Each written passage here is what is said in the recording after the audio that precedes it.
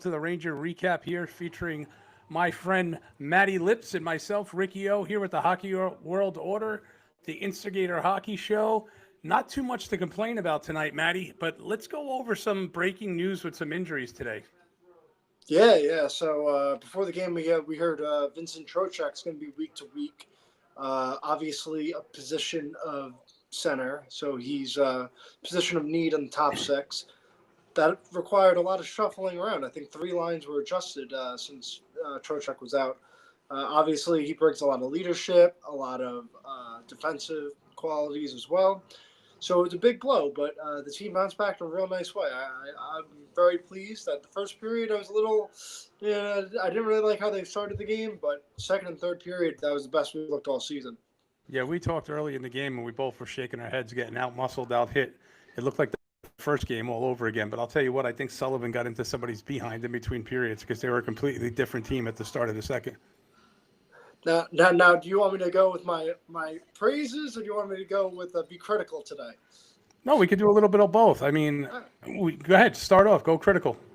I'm going to go critical. So, if we're going to go glass half empty, we scored 6 goals tonight, and our top six didn't get a 5-on-5 goal. 6 goals. That's, I mean, you can look at that as good. You can look at that as not so good. But sooner or later, that top six got to get going. Those guys that get paid the highest money, they got to get going. I think it's pretty obvious. I think I said this to you during the game. I think Panarin's hurt. I think it's a hand injury or a shoulder. I think Miller's still hurt too. I think there's those he can't shoot injuries. It's definitely weighing on him. And now losing Soucy, and I said to you before, I think Borgen and Soucy so far this season have been their best pair. I really like the way they play. And, if Soucy's out for any considerable time, that's another big blow because, I mean, who are you going to bring up? Are you going to bring up Robertson? Or are you going to bring up Morrow and then have 4 right-handed defensemen? The defense has really been pretty solid this year. They've given up 4 goals. 4 goals all season, and 2 have been empty net. And now a lot of that has to do with Shesterkin, but the defense has been much better than it was last year. Do you think it's more severe than a concussion? I'm sorry? Soucy, you think it's a concussion? He looked a little woozy. There. So I'm going to – you never know with these things, but right. I've never seen anybody make himself into a lawn dart before. Yeah, it looked like that. Remember Trouba a couple of years ago where he tried to dive in against the Devils in the playoffs? Looked like that. But, yes, so Soucy being out could really hurt the team. I mean, now you're down to center, you're down to defenseman. 3 games into the season, losing 2 big pieces, a top 4D, top 6 forward. Not good then. But the most concern I have, honestly, right now is JT Miller. He does not look like a first-line player right now. He's still hurting, and you got to hope it turns around a little bit because either he's hurting really bad or he's not playing really well. It's one or the other. You know who doesn't look good either, in my opinion? Our big free agency signing. I mean, I know you go after Fox a lot, but today, I mean, the 1 goal Pittsburgh scored, Gavrikov threw a pizza right down the middle. 100% agree with you. Terrible pass, and this isn't the first instinct. I mean, Borgen looks fantastic this season. Yes. Borgen has been fantastic. In fact, I thought Schneider had a really good game tonight, too. Schneider, too. I was just going to say, Soucy's been very good before he got hurt. So the bottom 4 defense has been really, really solid. I mean, just got to get that top pair. I mean, they're paying $16.5 million on Fox and Gavrikov. You got again in their own zone tonight. They were hemmed in quite a bit, and it was on turnovers down low. Right, but every grade A opportunity that I saw from Pittsburgh, maybe except 1 or 2, I felt like it was Gavrikov and Fox on the ice. I think Fox is putting a lot of pressure on himself, and I think Gavrikov is pushing really hard. Fox had a great game offensively, obviously 2 goals and an assist, so you can't really complain about Fox on that end. But do we have a power? Hold on 1 second. Did we just have a power outage here? Oh, my cat just ate the plug to the TV, and the TV's went out. Okay. I think he's pushing really hard. I think we got to hope he settles in. Otherwise, this is Wade Redden 2.0 contract because he looks awful. And he also, when he took the penalty tonight, the look on his face in the penalty box was very in between confused and disappointed, which makes me nervous because we're only 3 games into a season and he looks like he's frustrated already. Yeah. So let me get your thoughts on this, right? Now, the bottom 6 looks great. Laba, 2 assists tonight. I think after he got that monkey off his back on that first assist, he really started to play well. Yeah. Rempe and Edstrom look fantastic. Carrick as well. That fourth line, we talked about it even before the season started. That crash line, that fourth line, has been fantastic.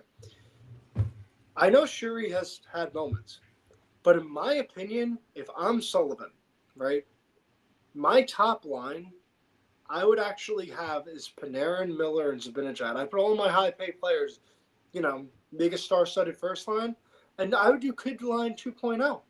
I would do Cooley, Lafreniere, and Laba. And, kid line, the OG kid line. I'll tell you what, Laba with Sherry looks good. In the preseason, they looked really good. Him, Sherry, and Berard in the preseason, they were the best line in the preseason. The three, I like them. Did you notice a difference tonight? I noticed a really big difference in one player tonight, Will Cooley. Yes. Will Cooley hit tonight, like Will Cooley a couple years ago. Turnover, and he shot the puck. He could have had a hat trick tonight. Yeah, he shot the puck. He had 2 in one shift where he took a hard shot at the net, and he got 1 on the power play, which was great. But yeah, Cooley woke up today. Cooley definitely woke up, and I like what I see out of him. Let's get to the really big story tonight. The really big story is that Matt Rempe is channeling Guy Lafleur, and Adam Edstrom is becoming a power forward. We're looking at him. He's a year away from a 25-goal season. His hands are incredible, and when that's twice this season he was one-on-one with a goalie, and if he waited a split second longer and went 6 inches to a foot past the goalie, he scores into an empty net with his reach. Mm-hmm. And that just comes with comfort level. The skill set is there. And Adam Edstrom is, I said this all preseason. I said this all during the year last year. That kid is becoming a force. And I got news for you. He hits cleaner and harder than Rempe. Yes, he does. He's Matt Rempe. He's more polished. Matt Rempe is still learning how to skate. Matt Rempe is still a big bird on his skates. His arms are still flailing all over. And Edstrom's so smooth. It's such a pleasure to watch a kid that's so refined at that size. He was a huge injury when they lost him last year. Because 100%. The Rangers last season was just a disaster. But when Edstrom was, when that fourth line really got together after Rempe there was a sweet spot between Rempe getting suspended and him coming back into the lineup. That's when they really hit that. They hit a little bit of getting momentum. And then Edstrom getting hurt, they never had another person to really fill in the fourth line. You put Berard or Othman. Yeah, they just kept putting people that didn't belong there. Yeah. Rempe could have had 2 assists tonight. I don't know why they didn't give him one. He was on the ice for 4 goals. Right. They gave Parson one. I don't think he touched the puck. No, I don't think he touched it. And then Rempe touched the puck. A Pittsburgh guy tipped it, but usually they give them credit on that assist anyway.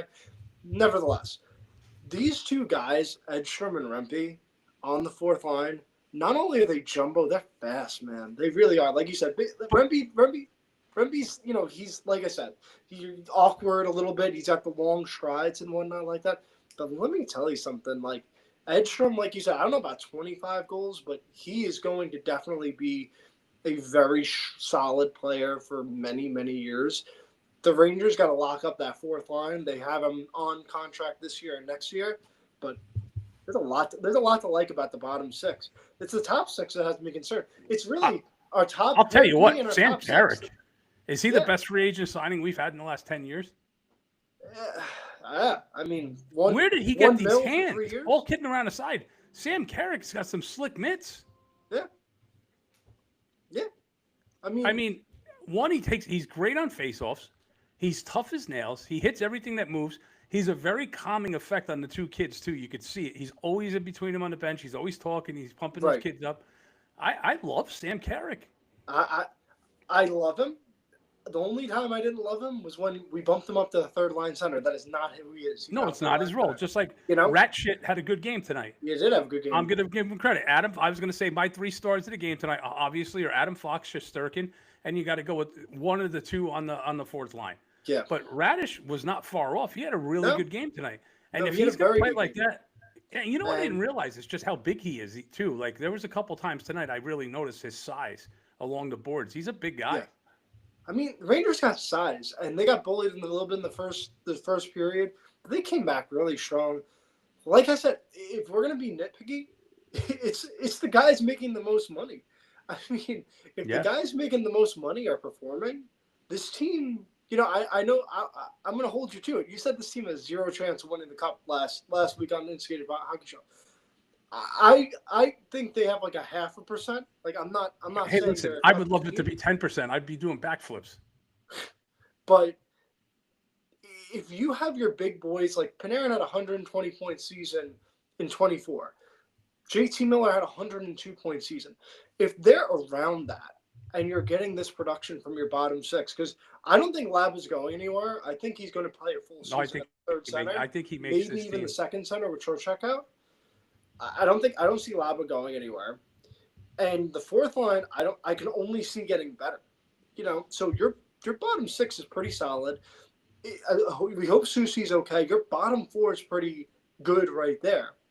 I mean, the big boys got to show up. That's really what the season comes down to. If your big boys don't show up, that's where I'm nitpicky. I mean, could you imagine if one of the big three prospects goes down to Hartford and actually starts lighting it up? The problem we will have with this lineup. Well, we will have a really good problem for the first time in a long time. Right. I mean, what do you do with Parson? What do you do with Radish if these guys coming in? I'm not really anti-Parson whatsoever, but I just don't think down the road, 40 games in, having 2 and 5, he'll probably have 2 goals, 5 assists. I don't really like wasting a roster spot in that guy. Right. He's been bounced around for a reason. Nobody's stuck with him. He's a high draft pick who hasn't panned out. He constantly gets traded, where it's not a bad trade either. He's always a throw-in in a big trade. So somebody wants him, you know, but I don't know. We'll see. But he was the first signing, if you remember, the first signing when Sullivan got hired, like maybe 4 to 6 hours after Sullivan got hired, Parson got signed. No. So obviously, what does that tell you? That Sullivan wanted him. Just like he didn't want K-Andre Miller. They could have kept K-Andre. Hey, let's talk about that for a minute. K-Andre Miller scores 2 goals. Right? Adam Fox had a good game. Did you watch it? But did you watch the goals? He just throws the puck at the net, right? And it just bounces off 9 legs and goes in. God bless him. And the second one thing, if you ever listen to my show or listen to my criticism, even I think I talked about it, I don't think he took 5 slap shots in his NHL career. And the other day, he steps into one and blows it through Markstrom. So he just blows it right through him. Like I could have told. I told you this was going to happen, though. That's what Carolina does. Carolina's got a good system in place. He doesn't have to. I watched the Carolina game with their announcers the other night, and they were putting Miller over like he's the second coming of Brian Leetch. Carolina fans are a little, out there. Well, their announcers were just saying that when it became time, they talked about the trade, and they were like, they obviously could have waited a day or two to let him hit the open market. But they were so convinced that he was the perfect fit for Carolina. That's why they put the trade together and why they threw Morrow in. They did not want to lose Morrow. Morrow was penciled in their top 6 this year. Morrow should be one of the 6 guys in here right now. Yeah. If Soucy is out, Morrow should be on the team. I don't care if it's 4 righty defensemen, 2 lefty. I know. I'd rather have Morrow than Robertson. But back to Miller real quick. He's in a perfect spot with Carolina because Jacob Slavin's still one of the most underrated defensemen in the league. He's going to take all the top line minutes. Miller can just kind of coast in at the second pair. And, I think he'll do okay in the Rod Brind'Amour system. I mean, Carolina's won a playoff series 7 straight years. Obviously, they haven't been to a cup. But they're a good organization. They got a good crew. They got a good everything going on. He's in a good spot. I think he will succeed. But I think there will be that time come playoff time where he just makes that mental stupid error that's going to cost them. We can only hope so. In overtime against us when we win the playoff series, I would love that. I would love for a K-Andre Miller flub and have somebody like Alaba go in on a breakaway and score, and we win a playoff series. Yeah, that's my dream. Yeah. But I'm falling in love with Laba. I don't want to take, I don't want to go too long tonight, but I just want to say, the Ranger future, everybody got down on them again. All their prospects didn't pan out. Defensemen didn't pan out. No, but our future up front is looking really solid. Rempe, Not on the back end, Edstrom, not on Perot. defense, but on forwards. Right. Yeah. We've turned a little bit where the defense we were defense heavy, and now I think the only one left is Matthew Robinson, and he's barely hanging on. 25 years old, right? Yeah. But really you know a prospect? There's a thing, in the NHL, a lot of defensemen bloom late only because of the speed of the game. It takes a few years to acclimate to that speed. Let's hope he sticks around. He's a big guy, a lot of size. You never know. Listen, I watched something the other day, and I forget who it was, if it was TNT or ESPN, but someone said, if you notice now, the NHL has gone to every franchise keeps 3 goalies and 8 defensemen, and they have 15 forwards ready to go at all times. Yeah. And that's why now these last-minute signings of these NHL quality guys that are going down, like basically what happened with Sherry getting the PTO and making a team, is to add depth for down the road because of Jack Roslovic, who had 20-something goals. Does Edmonton have a salary cap? I'm just wondering. Is there a salary cap up there? Because it just seems like they print their own money. Pretty much. And McDavid taking a discount. But I just want to go one more thing on Lava real quick. Yeah. Before we go. If he can continue to do this, right, even if he's not a superstar, point-per-game player, whatever, but even to be 50, 55, maybe touch 60 points, that will be the first drafted center that the Rangers developed, even top high end, because every time the Rangers drafted a forward, it was always a wing. It's always a wing. I mean, always a wing. I mean, you want to count Lias Anderson and Philip Hedl, I guess, 7 and 21 when they were picked, but Lias Anderson, that was a bust. Yeah, don't bring up Hedl because Kotze gets upset. I know. Kotze will get upset. He's yelling right now in PA somewhere. I know. He's probably throwing some of the screen right now. But he'd be the first center that they, really genuinely developed. That was a later round. I think what was Labra, 3rd round pick. I mean, he'd be the first center that they've, legitimately developed. And, I mean, I think he got the monkey off his back. I actually think he had I was taking notes. I think he had a bad first. He left a couple defensive assignments. But he got that first secondary assist. And he just opened up. He got a second assist later in the game. He had a couple other plays. That bottom 6 is good, man. That bottom 6 I feel real good about. I just top 6. I think Laba's best game was tonight by far. I think the first game this year, he showed a little bit of nerves against Pittsburgh. He had a couple opportunities. He held the stick a little tight, like they said. And he just kind of, a little pushing. Tonight he looked like who we saw in the preseason. Correct. I 6'3", fast, got pucks, strong puck. Yep. Lots of light. Right now, Igor's back to 3 years ago. Igor. He continues this. He's in the Vezina Trophy finalist category right off the bat.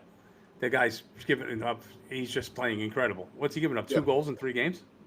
Yeah. I mean, I'll be honest with you. I'm very concerned. For Quick, whoever backs up. I said to you. We're terrible in that. Quick, let me tell you something. Quick lost a step last year. Quick has gone downhill each of his 3 seasons. He started the first year good, and then he got worse and worse. Last year he started off pretty good, and he got worse and worse, and he was horrible in preseason. And Gerard was not good either. And Boingo Banco is an old NHL goalie. So I'm telling you, we're gonna miss Louis Domingue. Louis Domingue was an insurance policy. Yeah, we're gonna have to ride Shesterkin 65, 70 games this year if we're gonna make the playoffs. I won't be surprised. I was really actually shocked that the Rangers didn't make a move, and it had to be just because of the fact that you'd have to keep the guy up or put him back through waivers. But there was a lot of good goaltending on the market in waivers in the last week. Right. Could have took Georgiev back. Georgiev, coming back here. I don't know. Yeah, I'm not really a big fan. He was a good Ranger. No, it was a good Ranger for sure. I don't like the way things went down when he left. No, I know. The whole Tony DeAngelo thing and everything like that. But, what's his name? I'm trying to think of the player's name that was it was Washington. Washington sent somebody down really good. There was a few guys that went down that I was saying to myself, man, I wish Hartford could have grabbed them. I mean, I'm very concerned. I mean, because even tonight, Igor made some, very good saves in the first.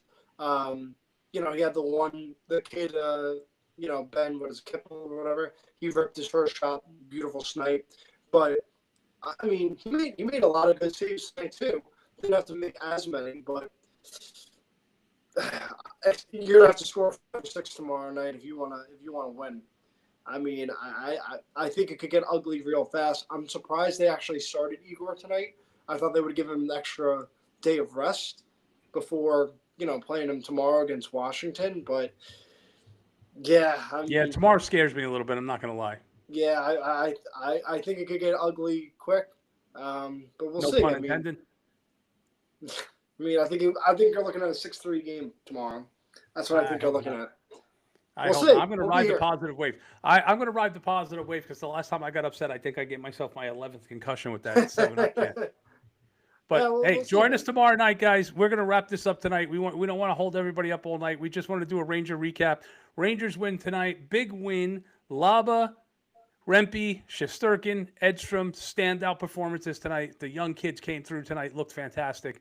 The Soucy injury is a concern. We'll see what happens with that. I guess we'll get some information tomorrow. I'll be very shocked if he plays tomorrow. You agree with that? Shocked, I don't think he's going to be here. I think if it's a concussion, that's really bad. I mean, I'll be interested to see who they're probably going to put Robertson in. I doubt they're going to put Morrow in, but I'll be interested to see if they call Morrow up this quickly because, I mean, I don't want Schneider running that second power play. I'd rather have Morrow, but we'll see. I like Morrow in the preseason. I thought he was better than Robertson. If you're a gambling man, take Maddie's advice. He's telling you tomorrow's an over and a Ranger loss. So bet the money line and the over in the game and see what happens. But I'm Ricky O. This is Maddie Lips. Join us tomorrow night after the game. We'll be here again. And every Wednesday night with Kotze and Paulie D on the Instigator Hockey Show. Check us out. Spread the word. All right, guys. Have a great night. Maddie? See you later, guys. Take it easy. Good night, guys.